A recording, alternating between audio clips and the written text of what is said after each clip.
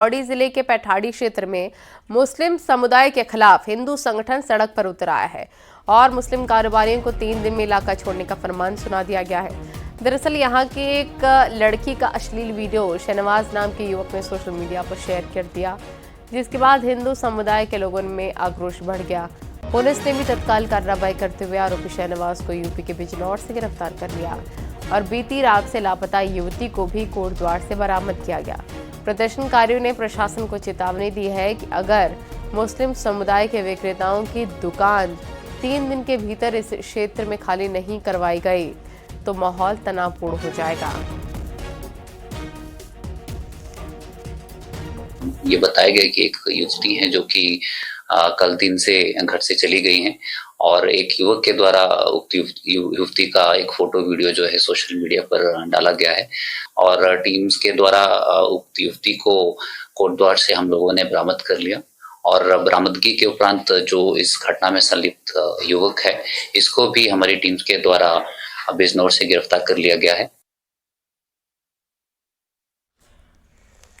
उत्तरकाशी में 24 अक्टूबर को जन आक्रोश रैली के दौरान लाठीचार्ज और पथराव पर सीएम धामी ने डीएम और एसपी को फिर से जांच करने के आदेश दिए। आपको बता दें कि जन आक्रोश रैली के दौरान तनाव की स्थिति बन गई थी, जिससे कि लाठीचार्ज और पथराव देखने को मिला और 8 पुलिसकर्मी समेत कुछ हिंदू संगठन से जुड़े लोग घायल हो गए थे। पुलिस की कार्रवाई में हिंदू संगठन के 3 नेताओं को जेल भेजा गया था। वहीं सीएम धामी ने यह भी कहा है कि जहां भी जमीनों पर अतिक्रमण किया गया है उसे मुक्त कराया जा रहा है। साथ ही लैंड जिहाद, लव जिहाद और थूक जिहाद पर कड़ी कार्रवाई की जा रही है। तारीख की घटना हुई, उसके लिए जिलाधिकारी को और यहाँ के प्रशासन को निर्देश दिया है कि अभिलेखों को फिर से उसकी जांच की जाए। किसी प्रकार की कोई छेड़छाड़ तो नहीं है, उस पर जांच करके जल्दी ही रिपोर्ट आएगी और उस पर हम चाहे वो किसी प्रकार का भी अवैध अतिक्रमण है, वो अतिक्रमण पूरी तरह से गलत है, गैर कानूनी है। जो कब्जा है उसको मुक्त कराया जाएगा, उस पर हमारा अभियान चलेगा। मैं इस पर ज़रूरी कार्रवाई के लिए निर्देश दूंगा और पूरे राज्य के अंदर आप देख रहे होंगे तो इस प्रकार का लैंड जिहाद है, उस पर हम सख्त कार्रवाई कर रहे हैं। लैंड जिहाद, थूक जिहाद, लव जिहाद जैसी जो भी ये मानसिकता है, ये मानसिकता देवभूमि के अनुरूप नहीं है।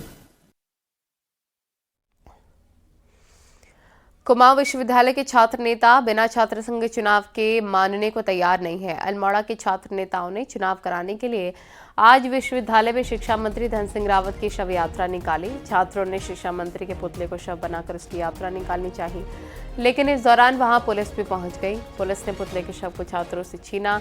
इसी दौरान काफी देर तक हंगामा चलता रहा। पुलिस के पुतला छीनने के बाद छात्र शव यात्रा नहीं निकाल सके। बाद में छात्रों ने किसी तरह शिक्षा मंत्री का पुतला फूंककर अपना विरोध जताया है।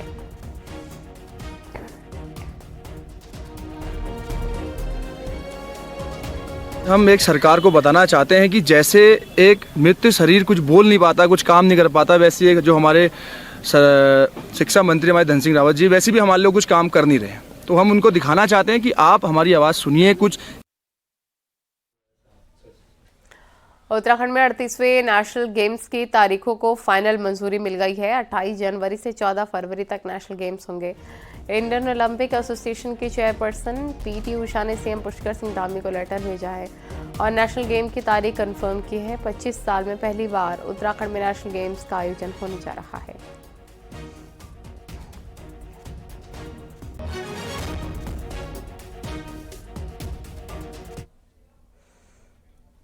अल्मोड़ा के मरचूला हादसे पर सीएम धामी ने सख्त रुख इख्तियार किया और लापरवाही बरतने पर अफसरों पर कार्रवाई के आदेश दिए।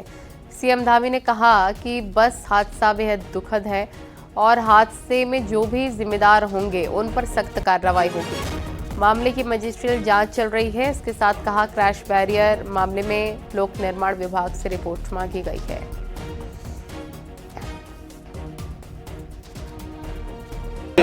जो भी जिम्मेदार लोग थे, जो हमारे ARTO, उन दोनों को सस्पेंड कर दिया गया है। उसकी मजिस्ट्रियल जांच हो रही है और जो भी घटना में इसके लिए दोषी पाए जाएंगे, जो भी लापरवाही होगी उस पर हम सख्त कार्रवाई करेंगे। PWD विभाग ने क्रैश बैरियर जहां पर लगाने थे वो लगे हैं नहीं लगे, मजिस्ट्रियल जांच में वो बात भी सामने आएगी। अन्य भी जो तथ्य प्रकाश में आएंगे उन सभी पर हम कार्रवाई करेंगे। अल्मोड़ा सड़क हादसे को लेकर मुख्यमंत्री पुष्कर सिंह धामी ने सख्त रुख इख्तियार किया है, जिसके बाद अब लापरवाहियों पर परतें खुल रही हैं।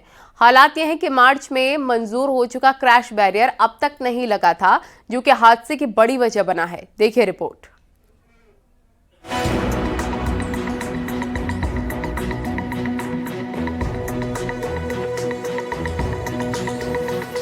सोमवार को अल्मोड़ा में हुए सड़क हादसे के पीछे जहां ओवरलोडिंग को एक बड़ा कारण माना जा रहा है, वहीं सड़क किनारे क्रैश बैरियर का ना होना भी एक बड़ी लापरवाही मानी जा रही है।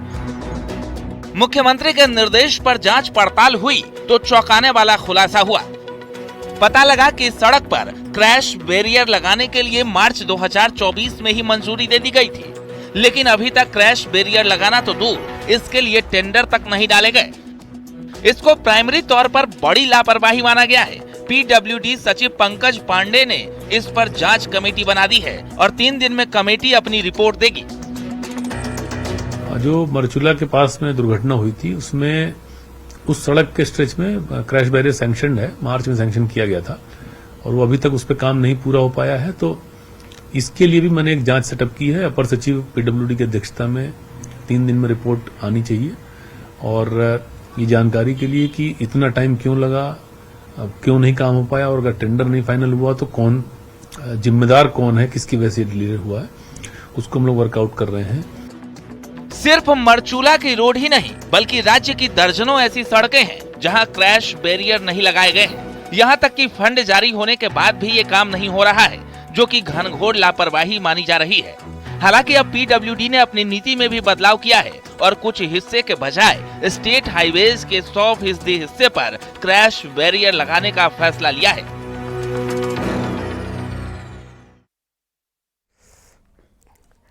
अल्मोड़ा बस हादसे के बाद भले ही प्रशासन से लेकर परिवहन विभाग सभी इलाकों में चेकिंग के दावे कर रहा हो, लेकिन इसके बावजूद भी बसों में ओवरलोडिंग का सिलसिला थमने का नाम नहीं ले रहा है। हरिद्वार, देहरादून जैसे मैदानी रूटों पर बसों में अभी भी क्षमता से ज्यादा यात्री ले जाए जा रहे हैं, तो पौड़ी कोटद्वार में भी बसों में जरूरत से ज्यादा यात्री भरे नजर आए।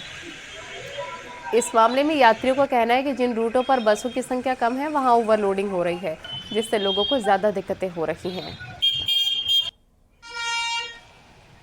धीरे धीरे हर एक बात जो है कंट्रोल में आ जाते हैं और ये टैक्सियाँ, लोकल गाड़ियाँ ये भी जो है इस चीज़ पे आश्रित हैं, लेकिन रोडवेज का होना बहुत जरूरी है। परिवहन विभाग के द्वारा लगातार प्रवर्तन कार्रवाई की जा रही है। पौड़ी जनपद में भी AR2 पौड़ी और AR2 कोटद्वार के द्वारा लगातार प्रवर्तन कार्रवाई की जा रही है और अब हमारे पास यहाँ पर 2 प्रवर्तन अधिकारी है, तो हम जो दुमा कोट से वीरों का हमारा क्षेत्र है, उस क्षेत्र में लगातार अपनी प्रवर्तन कार्रवाई जारी रखेंगे।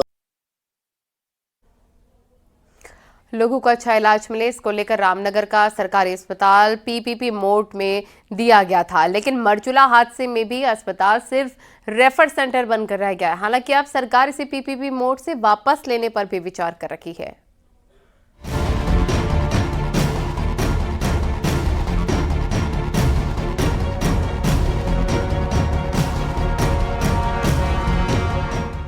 कुमाऊं और गढ़वाल के प्रदेश द्वार रामनगर में अच्छी स्वास्थ्य सुविधाओं की आस में दूर दूर से मरीज पहुंचते हैं, लेकिन रामनगर का ये कंबाइंड हॉस्पिटल रेफर सेंटर मात्र बनकर रह गया। सोमवार को हुई मरचूला दुर्घटना के 27 घायलों को इलाज के लिए यहां लाया गया, जिनमें से अधिकांश उसी दिन रेफर कर दिए गए। शेष रहे मरीजों में से भी 7 मरीजों ने खुद को यहां से रेफर करवाना ही अधिक उचित समझा। ऐसे में PPP मोड के इस अस्पताल की हालत का खुद ही अंदाजा लगाया जा सकता है। PPP मोड पर जो ये अस्पताल है, इसको लगातार जनता हटाने की मांग कर रही है। सरकार ने भी माना है कि वहाँ पर सुविधाएं नहीं मिल रही है, पैसे का सदुपयोग नहीं हो रहा है, प्रशासन मान रहा है और जब सरकार ने एक निर्णय ले लिया है कि ये अस्पताल को PPP मोड से हट गया है। उधर रामनगर विधायक ने इस पूरे मामले में PPP मोड के अस्पताल के इंतजाम पर कोई खास टिप्पणी नहीं की, जबकि लैंसडाउन विधायक महेंद्र दिलीप रावत ने इस अस्पताल में इलाज का टोटा होने का आरोप लगाते हुए इसे PPP मोड से हटाने की मांग की है। मैं पहले ही कह रहा हूँ, हमको नाराजगी हो सकती है, हमको आंदोलन हम कर सकते हैं। मैं ये नहीं कह रहा हूँ कि सब कुछ ठीक ठाक है, लेकिन उस दिन जो कुछ हुआ वो उस दिन नहीं होना चाहिए था। हम आगे करें, कोई किसी से कोई मना थोड़ी है, हम आंदोलन करें, विरोध में जाएं, लेकिन जो उस दिन हुआ वो अच्छा। और यहाँ पर जो प्राथमिक उपचार है उसके लायक भी व्यवस्था नहीं है, तो निश्चित रूप से मेरी पहले भी मांग थी और आज भी मांग है कि इसको पीपी मोड से हटा देना चाहिए। बार बार घायल हो रहे हैं वहाँ पर लोग और बार बार यहाँ रेफर किया जा रहा है, उसके बावजूद भी आपने पहले भी मुद्दा उठाया? नहीं, मैंने पहले भी कहा है और उसमें उन्होंने कहा था कि अक्टूबर के महीने में हम इसको हटा देंगे। मैं भी संज्ञान लूंगा कि इसमें क्यों नहीं हटाया गया। स्वास्थ्य मंत्री धन सिंह रावत भले ही आज इसे पीपीपी मोड से वापस लेने का आदेश दे रहे हो, लेकिन इन्होंने ही रामनगर में कार्यकर्ताओं से बात कर 7 अक्टूबर से इसके पूरी तरह सरकारीकरण की घोषणा की थी। ऐसे में फिर इस अस्पताल को दिसंबर तक का एक्सटेंशन क्यों दिया गया, ये सवाल उठना लाजमी है। न्यूज़ 18 के लिए रामनगर से गोविंद पाटनी की रिपोर्ट।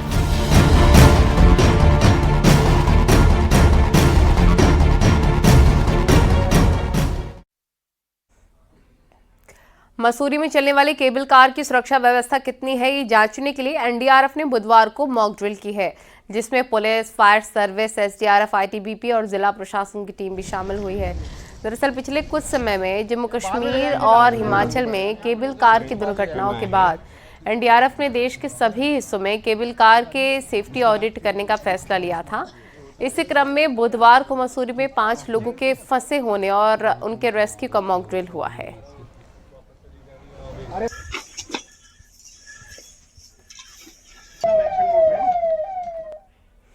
केदारनाथ उपचुनाव में बीजेपी प्रत्याशी आशा नौटिया लगातार दूर दूर प्रचार कर रही हैं।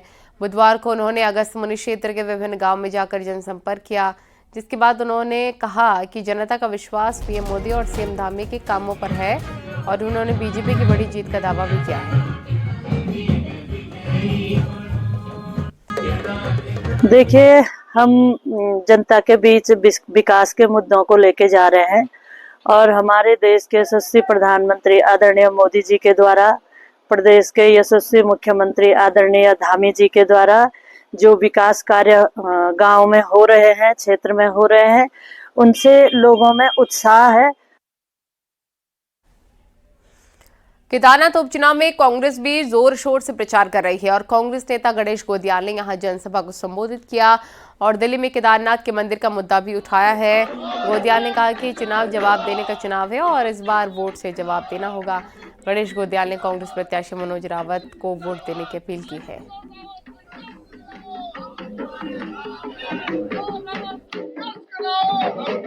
मनोज रावत जीता ये उपचुनाव में मिलन चढ़, ये सिर्फ मनोज रावत तो चुनाव नहीं, ये चुनाव जवाब देनो चुनाव, जवाब सरकारें नीतियों ते देनो चुनाव। और अगर आप लोगों ने सरकारें नीतियों ते जवाब नहीं देना, आप सरकारें नीतियों ते उनके साथ हुए के सरकारें नीतियों का अनुसरण करते हुए सरकार तक अगर आप ये चुनाव में समर्थन दे ले तो ये लगा लिया तुम कि सरकार जय काम तक करी चाह तक वे काम पर तुम मोहर लगा। केदारनाथ उपचुनाव में प्रचार के लिए कांग्रेस के सीनियर नेताओं के पहुंचने का सिलसिला स्टार्ट हो गया है। नेता विपक्ष यशपाल आर्य ने आज से कांग्रेस उम्मीदवार मनोज रावत के लिए प्रचार शुरू कर दिया है, तो कांग्रेस प्रदेश अध्यक्ष करण माहरा भी केदारनाथ विधानसभा क्षेत्र में पहुंचकर प्रचार शुरू करेंगे। बुधवार सुबह करण माहरा देहरादून से रवाना हुए। उन्होंने कहा कि जल्द हरीश रावत, प्रीतम सिंह, हरक सिंह रावत भी आएंगे, जबकि गणेश गोदियाल पहले से क्षेत्र में लगे हुए हैं। करण माहरा ने कहा कि केदारनाथ में बीजेपी घबराई हुई है। अभी आज से वहीं हूँ, बीच में पहले भी गया था। प्रीतम सिंह जी, हरीश रावत जी भी जल्दी ही दौरा करेंगे, हरक सिंह जी भी काम कर रहे हैं, गोदियाल जी पहले दिन से वहाँ डटे हुए हैं और बहुत अच्छे तरीके से चुनाव का संचालन चल रहा है। मुझे लग रहा है बीजेपी जिस तरीके का बयान दे रही है, उनकी घबराहट और चिंता दिखाई दे रही है। पूर्व मुख्यमंत्री हरीश रावत को हराकर अचानक से सुर्खियों में आए लालकुआं से बीजेपी के नए नवेले विधायक मोहन सिंह बिष्ट मुश्किलों में घिरते नजर आ रहे हैं, क्योंकि उन्हीं की विधानसभा के डेयरी फार्मर्स ने उनके खिलाफ मोर्चा खोल दिया है। देखिए रिपोर्ट।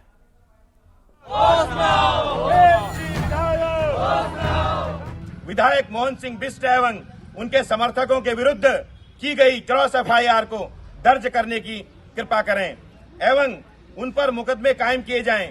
माननीय मुख्यमंत्री महोदय, हम क्षेत्रवासियों की आपसे सौहार्दपूर्ण वातावरण में मांग है कि हमारे ग्राम प्रधान बीडीसी का 11 सदस्यीय शिष्टमंडल को 2 दिनों के भीतर मुख्यमंत्री जी मुलाकात का समय प्रदान करें ताकि सत्यता और वास्तविकता जनता की भावनाओं को आपके समक्ष रखा जाए।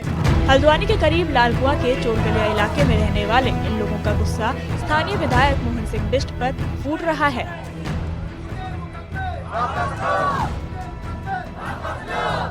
इनका आरोप है कि विधायक बिष्ट के कहने पर 3 ग्रामीणों के खिलाफ एफआईआर हुई है, लिहाजा पुलिस उनकी भी क्रॉस एफआईआर ले ताकि विधायक के खिलाफ भी मुकदमा दर्ज हो सके। दरअसल पिछले दिनों एक वेटनरी डॉक्टर के ट्रांसफर को लेकर विधायक का स्थानीय लोगों और डेयरी फार्मर्स ने जबरदस्त विरोध किया था और इसी के बाद विधायक के कहने पर 3 ग्रामीणों के खिलाफ मुकदमे दर्ज हुए थे, जिससे डेयरी किसान नाराज हैं और विधायक से 2-2 हाथ को तैयार हैं। इस जनता को आखिर सड़कों पर आने की क्या जरूरत थी? क्यों मोहन सिंह के लिए आंदोलन के लिए जाने की जरूरत थी? क्यों? क्योंकि मोहन सिंह बिष्ट जी के द्वारा जनता की इच्छा के विरुद्ध, जनता की जनप्रतिनिधियों की इच्छा के विरुद्ध जो है यहाँ के वैक्सीनेटर को हटा करके जनता की भावनाओं का, मातृशक्ति की भावनाओं का, पशुपालकों की भावनाओं का अपमान किया है। डेयरी फार्मर्स का आरोप है कि विधायक ने गलत जानकारी के आधार पर ऐसे वेटनरी डॉक्टर का ट्रांसफर करवा दिया जो इलाके में बेहतरीन काम कर रहा था, जिससे ग्रामीण भड़के हुए हैं। बस विधायक जी को लेकर हमारे दिल में कोई ऐसी ईर्ष्या तो है नहीं, पर हमारा इतना कहना है कि 2 लोगों के कहने पर विधायक जी ने ऐसे हमारे यहाँ डॉक्टर साहब को ऐसे नहीं निकालना चाहिए था। पहले जनता की राय लेनी चाहिए थी और जो हो गया सो हो गया। उसके बाद भी हम विधायक जी से कहना चाहेंगे, चलो जो मामला हो गया सो हो गया। जो हमारे 3 भाइयों पर झूठे मुकदमे लग गए उनको वापस ले लिया जाए और हमारे डॉक्टर पंत जी को यहाँ पर वापस दोबारा दे। ये इशू इतना बड़ा नहीं है। हम चाहते हैं कि जो हमारे पर मुकदमे इनकी निष्पक्ष जाँच की जाए और अगर हम दोषी हैं, एविडेंस से दिखाता हम दोषी हैं, तो हमारे पास हमें सजा कीजिए, बिल्कुल हम उसके हकदार हैं। अगर हम उसमें दोषी नहीं है, कहीं पे कोई वीडियो ऐसा क्लू नहीं है, कहीं कुछ ऐसी बातें नहीं जो हमारे उस पर धारा लगाई गई है, तो हमें उसमें बाइज्जत बरी की जाए। जाहिर है डेयरी फार्मर्स के तेवर सख्त हैं। ये वही फार्मर हैं जिन्होंने चुनाव के दौरान खुलकर विधायक मोहन बिष्ट का साथ दिया था, लेकिन अब इनका विरोध विधायक की राजनीति पर भारी पड़ता दिखाई दे रहा है। ग्रामीणों ने विधायक को मुकदमे और डॉक्टर की वापसी के लिए 12 नवंबर तक का अल्टीमेटम दे दिया है। ऐसे में आने वाले दिनों में लालकुआं की राजनीति गरमाना तय है। इस सिलसिले में जब न्यूज 18 ने विधायक का पक्ष जानना चाहा, तो उन्होंने फोन कॉल उठाना भी जरूरी नहीं समझा। हल्द्वानी से न्यूज 18 के लिए शैलेंद्र नेगी की रिपोर्ट।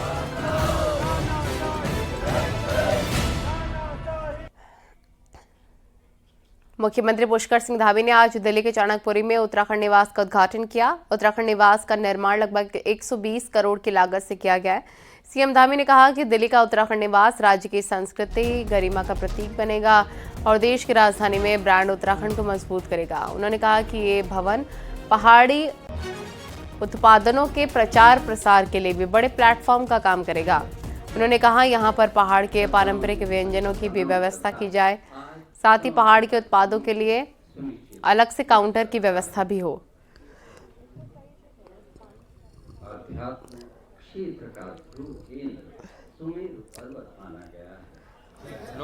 ये उत्तराखंड निवास हमारी लोक कला, लोक संस्कृति, जो हमारी विरासत है, उसको बढ़ाने का काम भी करेगा और सभी के लिए सुविधा होगी। मैं इस अवसर पर सभी इस निर्माण कार्य में, इस निवास को बनाने में हमारे सभी मजदूर भाइयों का, सभी संस्थाओं का, सभी हमारे अधिकारियों का, सभी जनप्रतिनिधियों का, सबका हृदय से धन्यवाद करता हूं जिन्होंने इसको बनाने में, और ये हमारी लोक कला, लोक संस्कृति को बढ़ाने के साथ साथ जो हमारे स्थानीय उत्पाद हैं, उन स्थानीय उत्पादों के लिए भी एक बड़ा केंद्र होगा।